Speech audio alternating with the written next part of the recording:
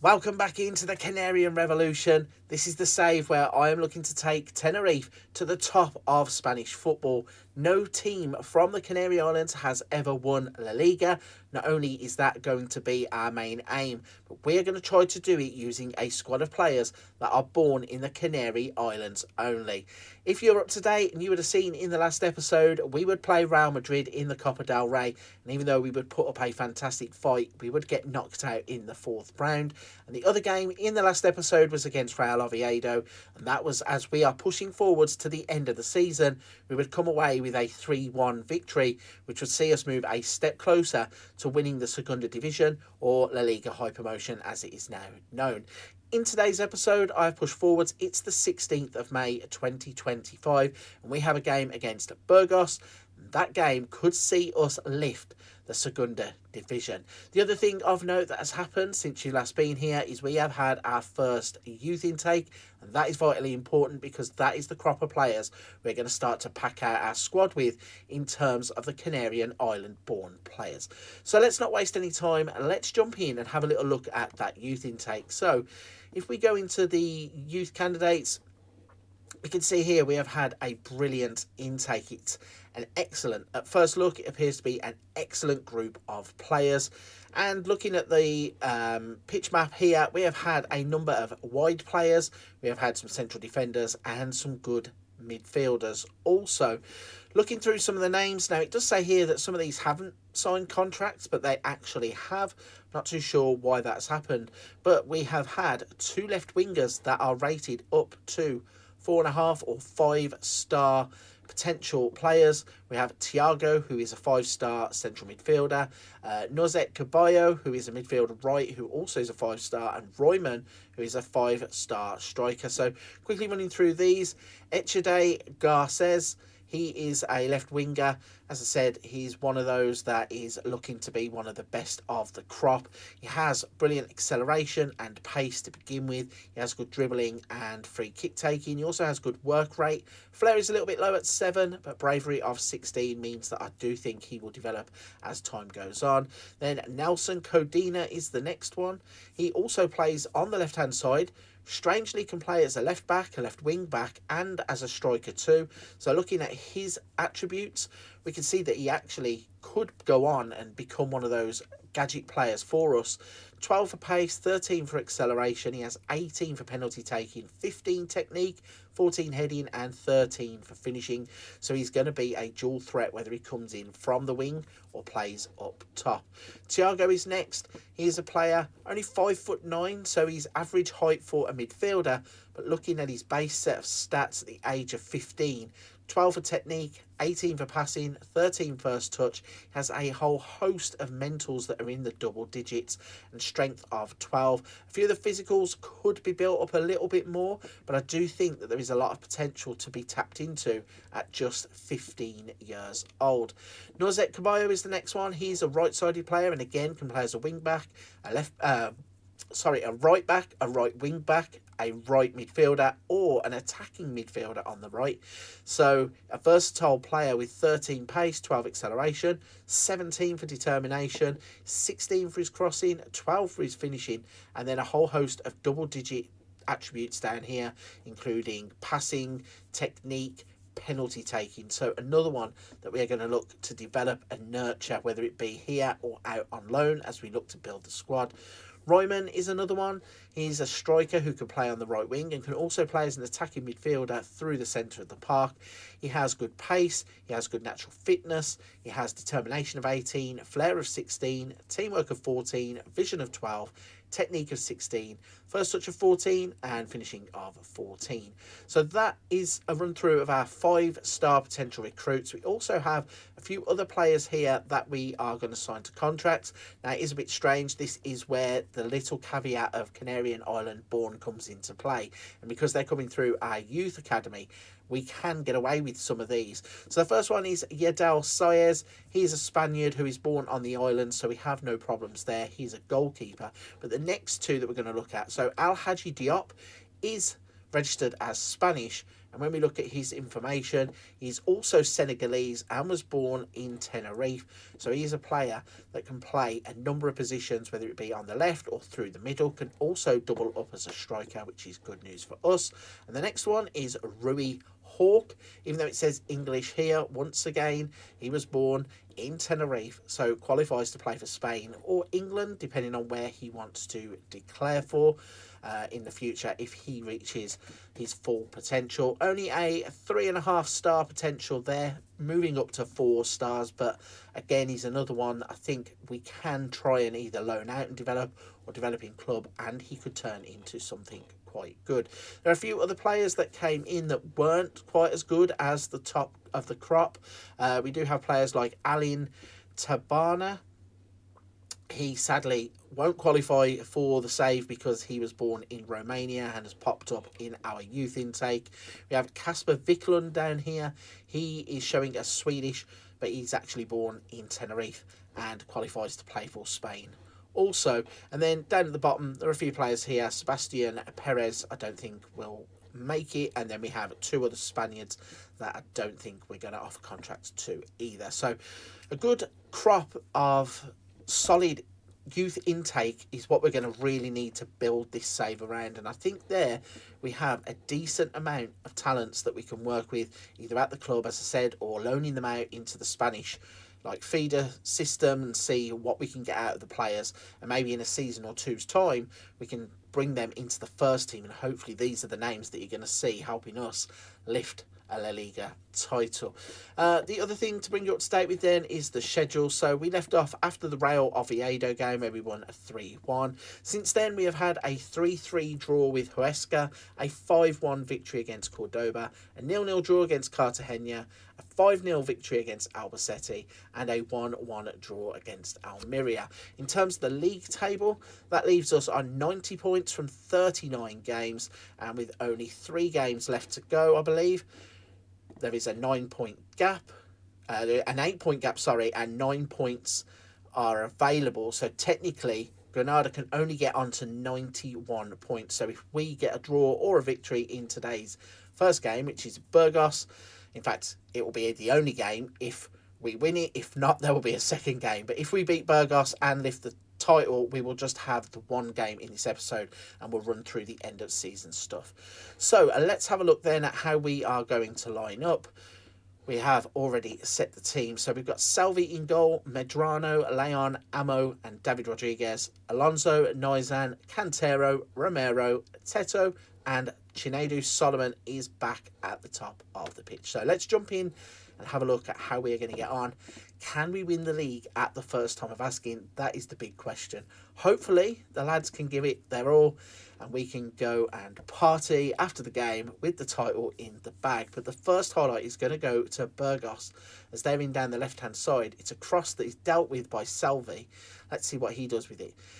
Been a bit critical of the goalkeeper at certain times in the save, but he has started to prove his worth as the season has gone on. Whether we dip into the market and try and buy a goalkeeper, I'm not too sure, but it doesn't matter because he started us off on that move that has ended up with Alvaro Romero putting the ball in the back of the net, and we are now leading 1-0 after just 2 minutes and 43 seconds. Great bit of build-up play. Teto into Alvaro's path.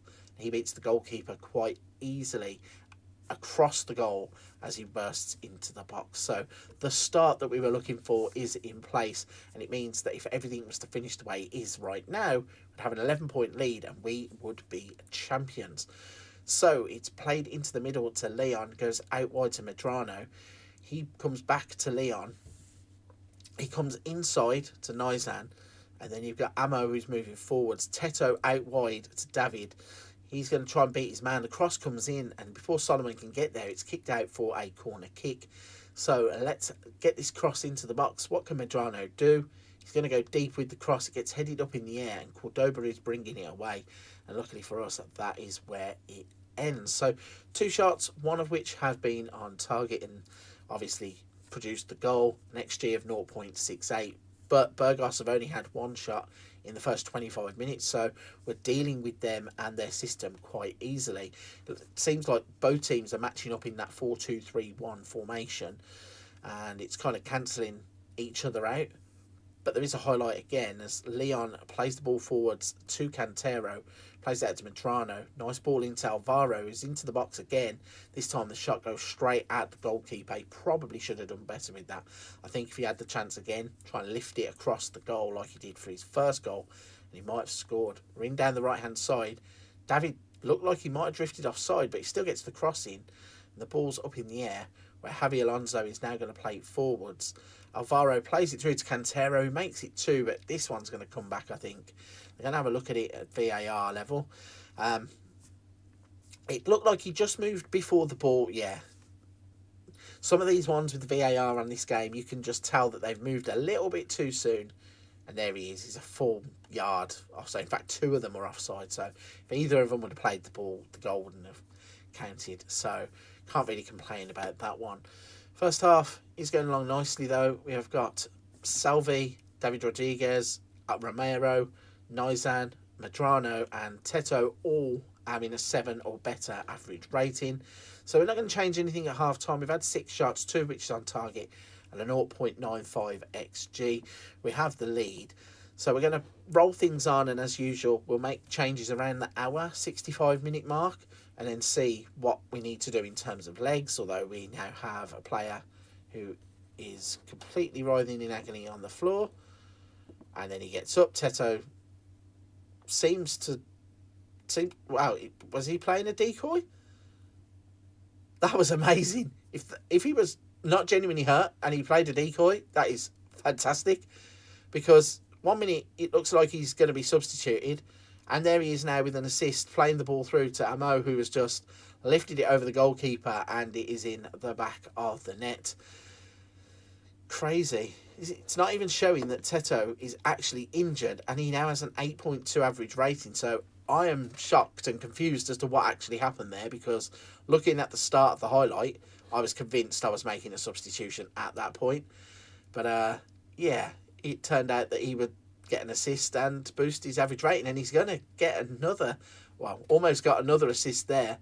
I don't know how that was missed. It was probably should have been tapped into the empty net, and instead it's gone wide, and now Burgos have got a chance to break out from the back. They're building down the right hand side with Navarro, crosses it in. Fernino was the one that was waiting for it, but Teto is going to hook it clear. Arroyo plays it back into the middle.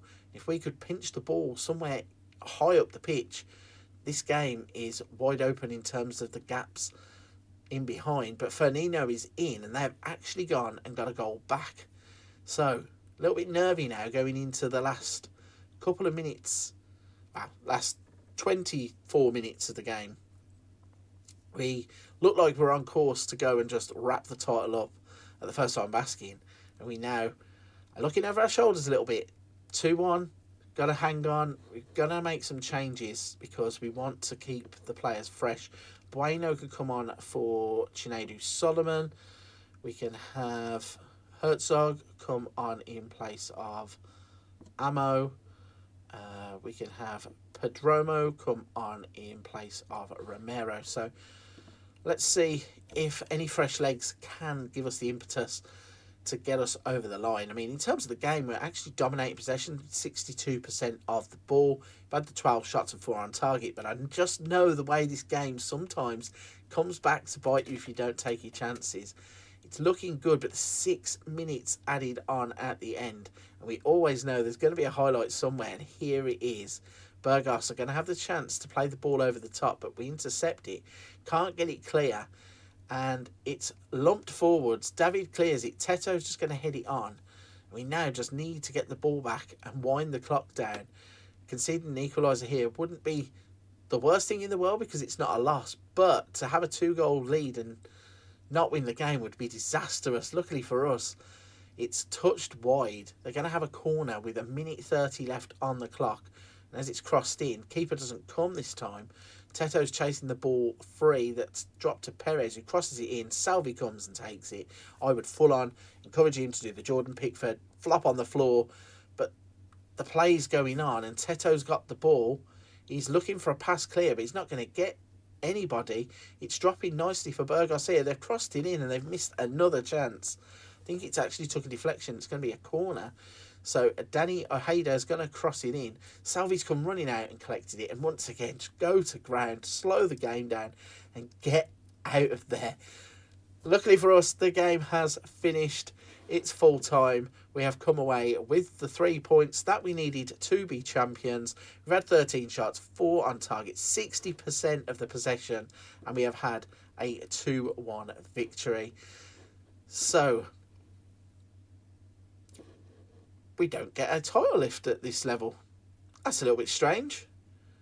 I fully expected us to get a title trophy lift, and we didn't. But you can see here that the fans are in jubilant mood after we have led them to an incredible feat of winning La Liga high promotion.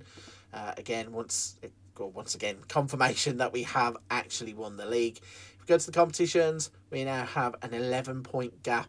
And even though they have 3 games left to go and we now have 2, that gap is unassailable. So we have done what we set out to do, which is reach La Liga in the first place. I personally think it might be a season too soon, but we're going to find out. We still have a squad that is 50-50 of Spanish players and Canarian Island-born players. So the next thing to do is try and maybe weed out some of those Spanish players before the end of the second season. And then we're looking to have a full Canarian squad in La Liga. So it's going to be interesting. I'm going to go and finish off a few other things. We have couple of games left, so I'm going to play those 2 games, get them out the way, and then we will have a roundup of everything that's happened in season 1 when we come back. With the final 2 league games of the season now out of the way, we're going to have a look back on the first season, starting off with the end of season review and our La Liga high promotion trophy proudly on display. Let's have a look at some of our signings then. So our star signing across the season was Omar. He has come from Las Palmas C. Built his way into the team gradually with 8 starts and 8 substitute appearances, but had a 7.17 first season average rating. We also signed Miguel Bueno from smaller club Sobradillo, who are on Tenerife too. He had 12 starts and 3 goals. Juanma Herzog was another player who came from Las Palmas. He had worked his way through their age groups. Now at 21 years old, only a 3-star potential ability. Might not be a starter going into the new season, but he's definitely a player that we can have in our squad. We also signed Danny Martin. Ale Palanca was another player who came from Las Palmas. He's a player that pretty much hit the ground running. He's 22 years old now, 20 starts and a 7.16 average rating across the season. We have Joel Dominguez, who came in from Jese, a smaller club in Lanzarote, and he's one that, again, kind of gradually built into the season. He had 9 starts, 11 substitute appearances, and would score 2 goals and make 1 assist. We also had Valentino Raka.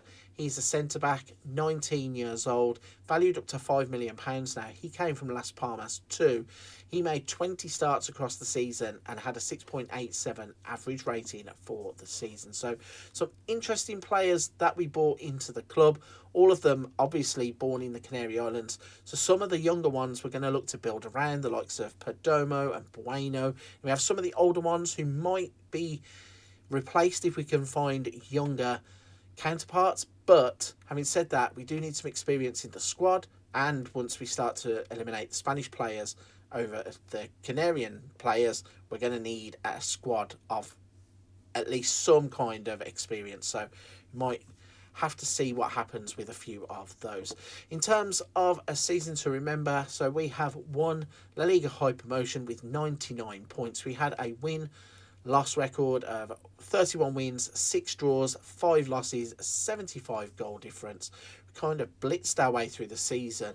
We had an A+ from the supporters in terms of our feedback.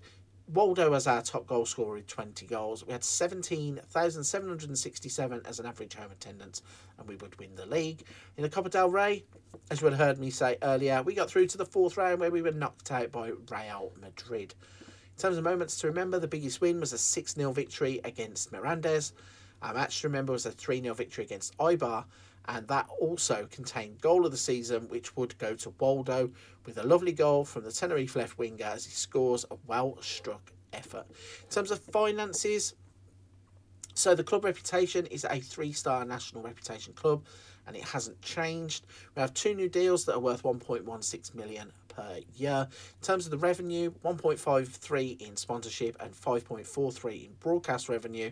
Match day and commercial is 755,000. Our best-selling shirts were Waldo, Lucimi Cruz, Cantero, Teto, and Alvaro Romeo. Looking at how we lined up across the season then, so our 4-2-3-1 is there. It's Salvi, Medrano, Amo, Leon and David Rodriguez, then Nizan, Alonso, Waldo, Romero, Cruz and Cantero. Just a quick word on Nizan because we didn't look at him. Obviously wasn't a transfer, but he's one of the players that has come through our own youth ranks, and he's valued up to £8.2 million at the age of 17 and has developed fantastically. In terms of the accolades then, so we were Spanish Second Division Manager of the month for August and March. We had Waldo as the fans player of the season, Rodriguez a 7.4 average rating, Son of the season was Omar, goal of the season would go to Waldo, as would top goal scorer, most assists, most player of the match awards and the highest average rating. Jose Leon would have the most completed passes per 90 minutes with 53. In terms of the record breakers then, Waldo's 20 assists, 9 player of the match awards, discipline would be David Rodriguez with 12 yellow cards. Chinedu Solomon would be our youngest player at 16 years and 3 days, and he would also be our youngest goal scorer at 16 years, 16 days.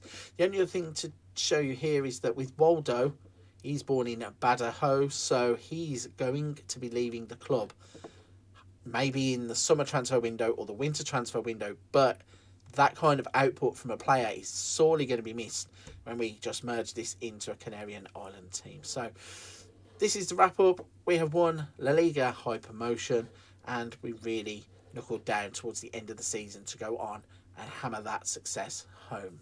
So we have had 9 matches in a row to set a new club record. We had Liga 2 winners for the 24-25 season with Tenerife, and we set a new record for 99 points as a club record. So all in all, a fantastic season. It's been brilliant. Let's just have a look at the finances quickly before we wrap this one up. So for the new season, we're going to have 13.6 million to spend.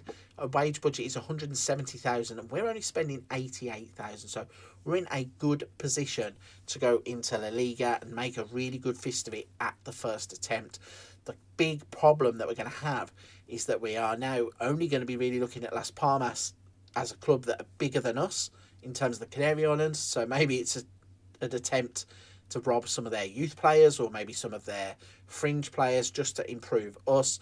In terms of our squad, we have a decent enough looking squad, but there are a lot of players here who probably won't make the cut in terms of being a Canarian Island born. So it's going to be a big reshuffle going forward.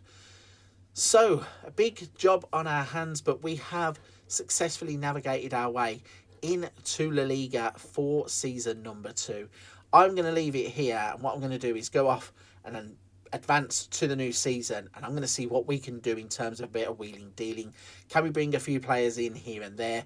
Can we move a few of the players on that we need to and maybe raise a bit more in terms of funding? And then hopefully we can bring a calibre of player that's going to help us in terms of La Liga. I think it's going to be a difficult first season in the top flight. If we can just avoid relegation in the first season and build on that, it will be a fantastic success. And if we can go even further than that, then it's going to be brilliant. So the only way to find out what is going to happen in the summer transfer window is to come back on the next episode and check us out as we kick off our La Liga campaign. Before I go and wrap this one up completely, this is a bit of a call to arms. I am on the road to 10,000 subscribers. I, as a recording, have about 7,900, and I really would love to get to that 10,000 mark before FM25 comes out. If you're not already subscribed to the channel, you've enjoyed today's episode and I'm enjoying the series, please just hit the subscribe button. It helps me and the channel out, and I cannot thank you all enough for the people that have done it already. But for this one, I'm going to leave it there. Don't forget to come back on the next episode of the Canarian Revolution.